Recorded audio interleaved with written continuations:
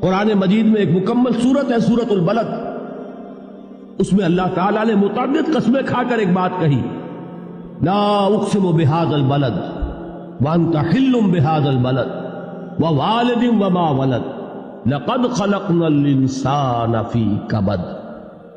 ہم نے انسان کو مشقت ہی میں پیدا کیا، یہ مشقت ہر انسان کا مقدر ہے۔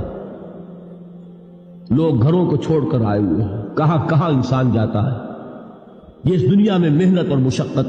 ہاں ایک مغالطہ ہو جاتا ہے کہ شاید یہ محلوں میں رہنے والے جو ہیں انہیں کوئی مشقت نہیں، انہیں کوئی دکھ نہیں، حالانکہ حقیقت یہ نہیں ہے۔ جو جتنا امیر ہے آپ دیکھیں گے اس کی جسمانی مشقت کم ہے، ذہنی کوفت زیادہ ہے۔